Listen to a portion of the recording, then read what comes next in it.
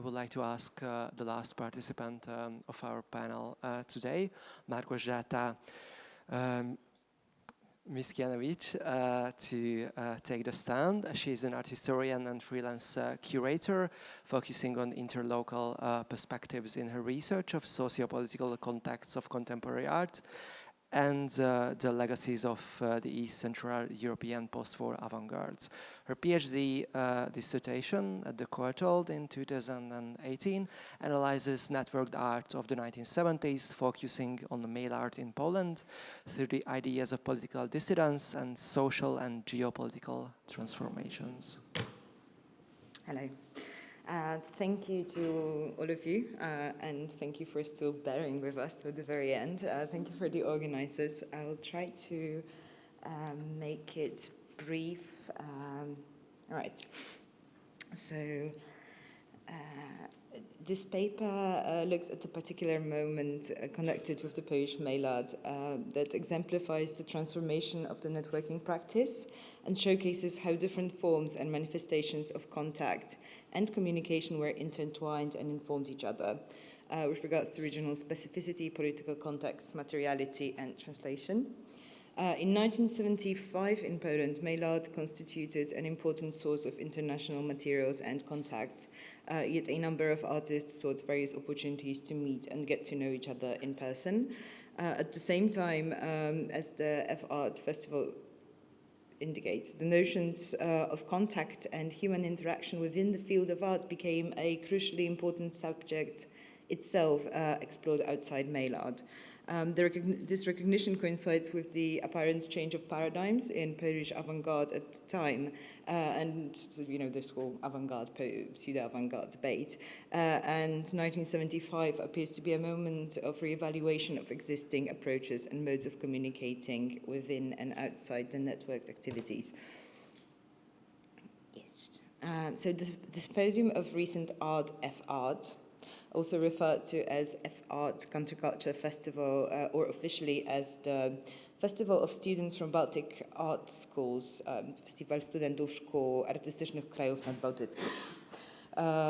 Held in Gdańsk in 1975, was organized by the Academic Council of the Socialist Union of Polish Students of the Fine Arts Academy in Gdańsk, with Wrocław-based artists Romuald Kutera, Lech Mrożek, and Piotr Olszański acting as its commissioners in 1975.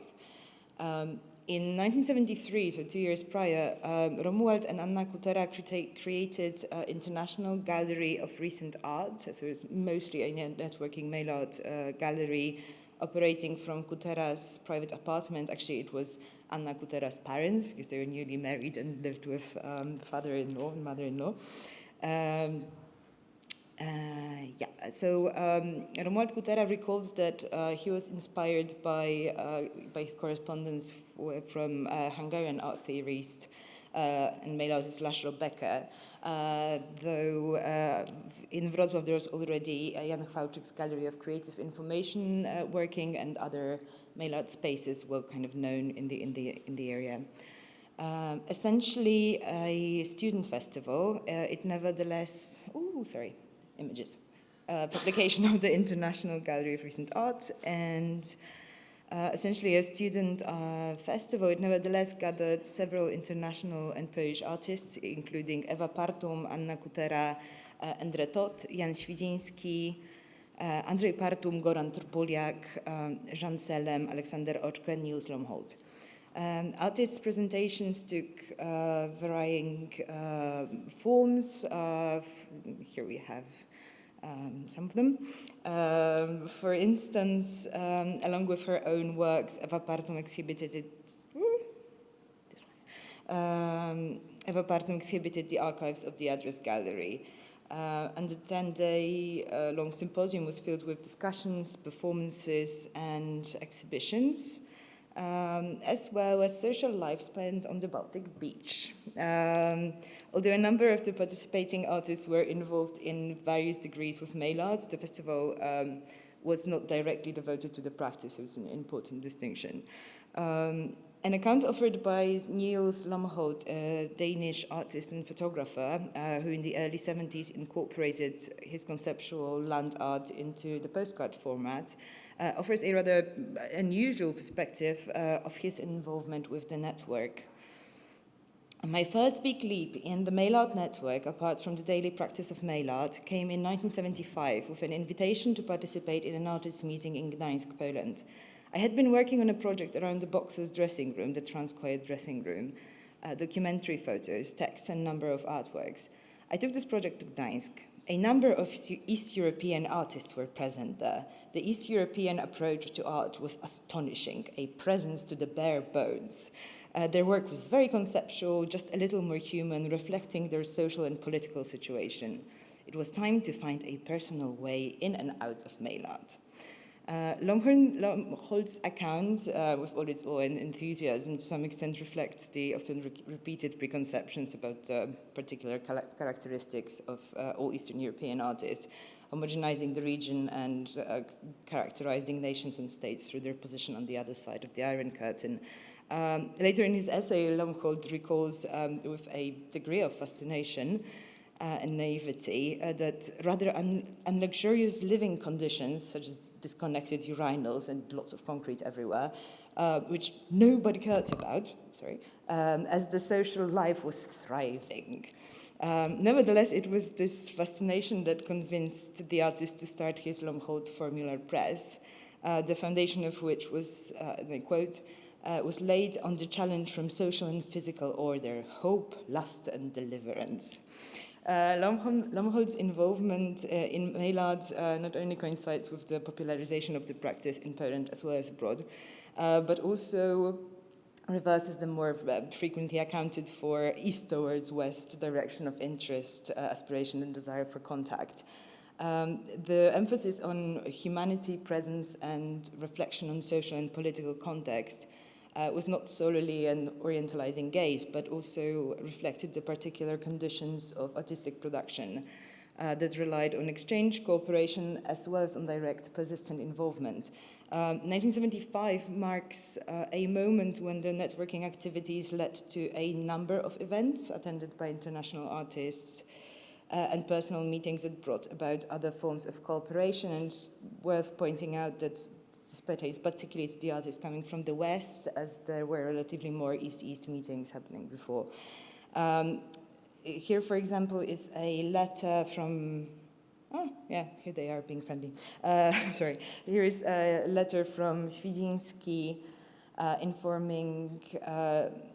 discussing options for Lomhold's subsequent exhibitions in Poland and informing him about the Lund contextual art exhibition. During the F-art Festival, Eva Partum, who's one of the first male artists and male art gallerists, if we can use this term, in Poland, along her own works, presented the archives of her Address Gallery. A publication accompanying Maurice Roquette's exhibition held at Address in June in 1974, entitled Entre ensemble, być razem, so being together, introduces his project capturing various types of contacts between people, persons. The Belgian artist registers these, and I quote, signs demanding a physical presence of people who share some sort of relationship, and describes them as a spectacle that serves to, quote, represent a connection and inform about the existence of a particular relation between the actors.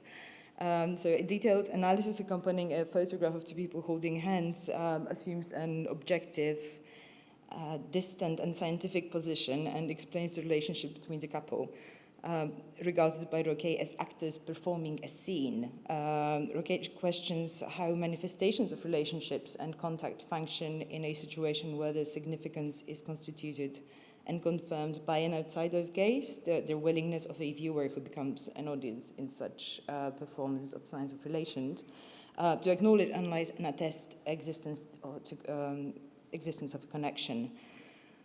Contact becomes here a performance and a subject of analysis rather than a mode of being or goal in itself. And a very different reading of contact, exchange and transfer, can be seen in the variations and transformations of Todd's two iconic project that Eva Partum also brought with her. Todd's exhibition held in Address Gallery in May 1973 was accompanied by the publication of these 10 questions. And the accompanying postcard, this one, served as an invitation to the exhibition and was also distributed in the mail out network. And whereas the invitation featured the English version of the 10 questions, larger format prints included a Polish translation of the text, adapting the message to both local and international audiences.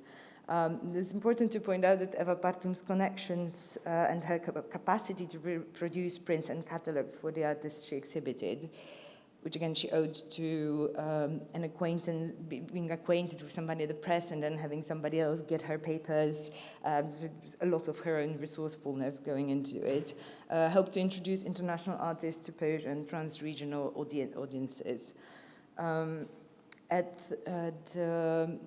At the festival, Endre Todd performed one of his many actions of typing zeros, which he had previously done in Poland and abroad numerous times since at least 1972.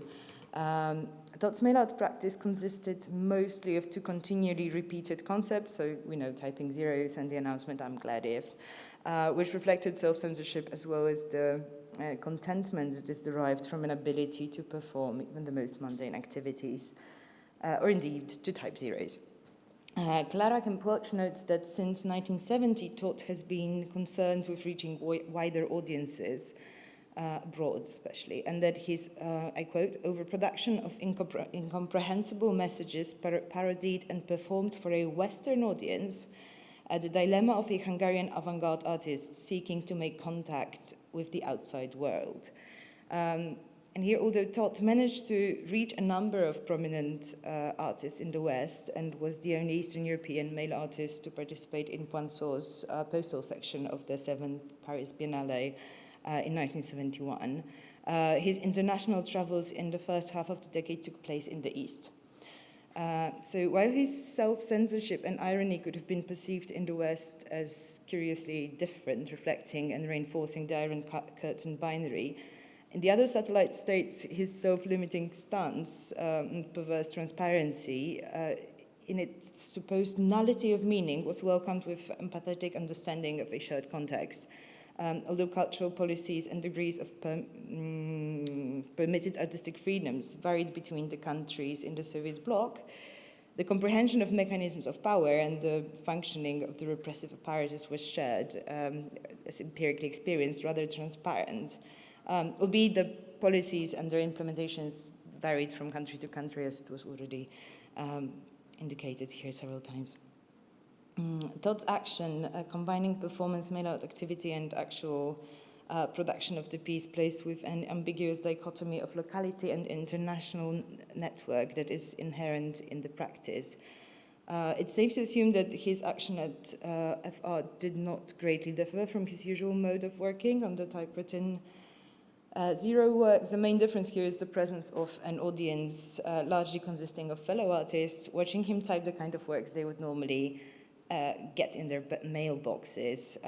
So kind of transforming the secluded, distant activity into a display of a work of ironically glad self-censorship. Questions about the context of creation of a work, this work, are reflected in Todd's use of the F-art official paper, which included information about the dates, name of the festival, and its organizers as a support for his work. Below Todd's assertion, "I'm glad if I can type zeros," there is a sentence in Polish, "Pamiętaj cholero nie dziel przez zero," which basically means, remember you brats not to divide by zero, which is a slightly rude rhymic mnemonic device reminding school children about this mathematical principle.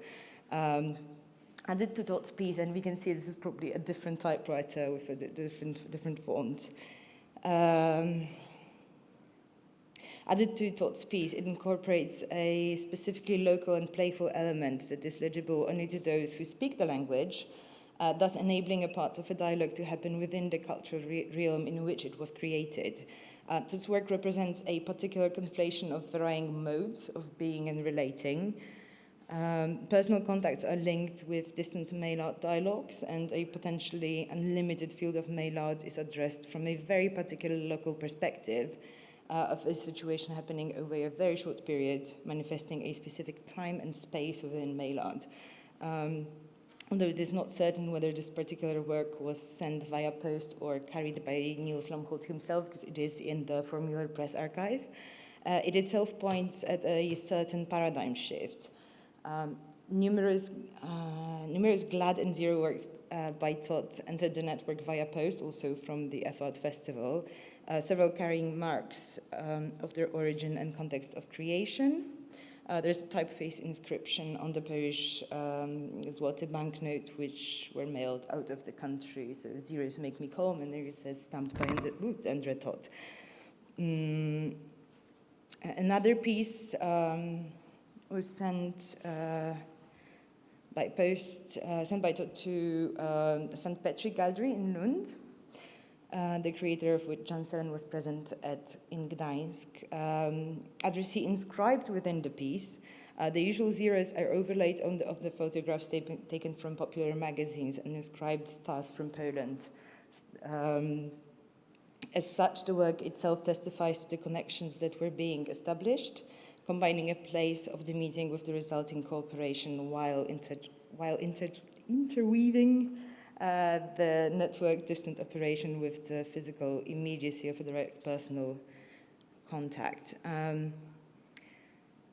A work created, this is the last example, a work created of F-art, which is emblematic for this conference, that dealt with the subject of contact and communication was Anna Kutera's performance from the series Simulated Situations. In the introduction, and I'll get to the translations a bit later, Kutera invited each of the 9 male artists to sit next to her in silence, with each of the interactions lasting around a minute.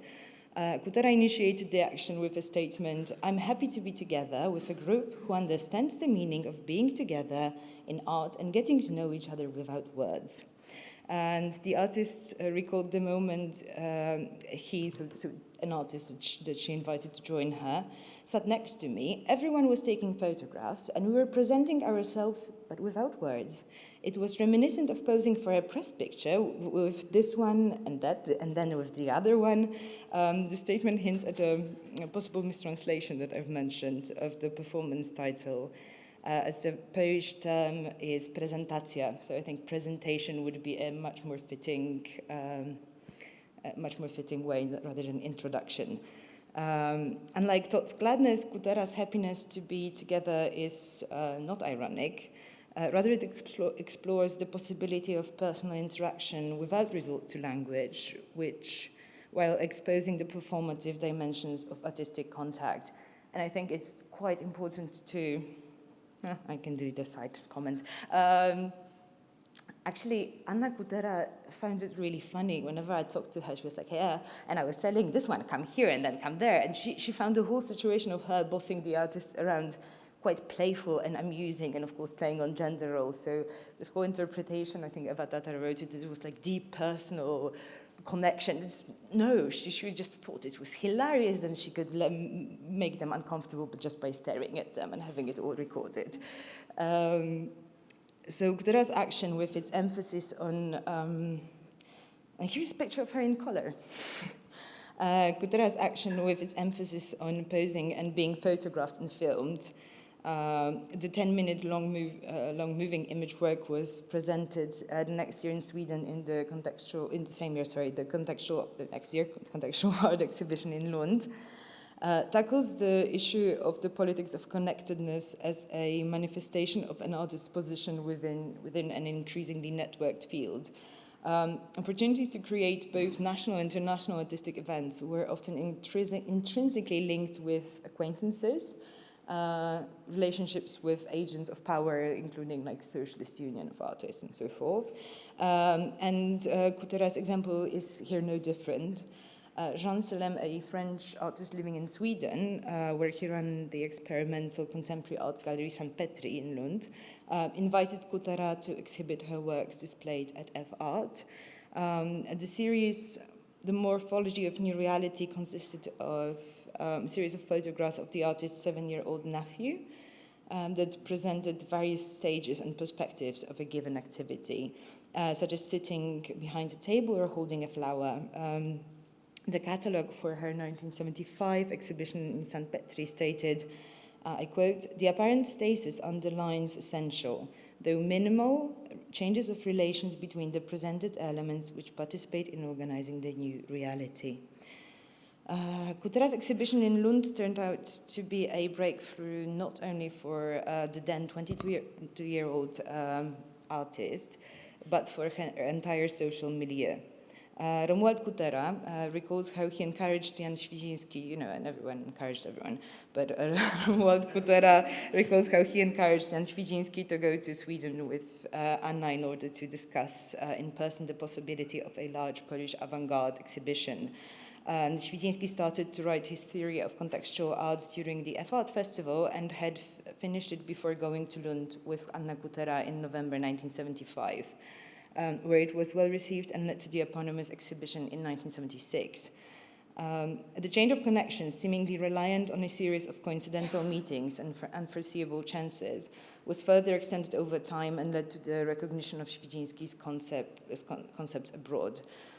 Although these international encounters might appear to be lucky accidents, in fact, they were the result of efforts of over a decade on the part of Polish male artists to foster international contacts and maintain a presence abroad. This presence has itself undergone transformation with regards to its materiality, intimacy, and friendship, as well as different mechanisms of cultural transfers and translations.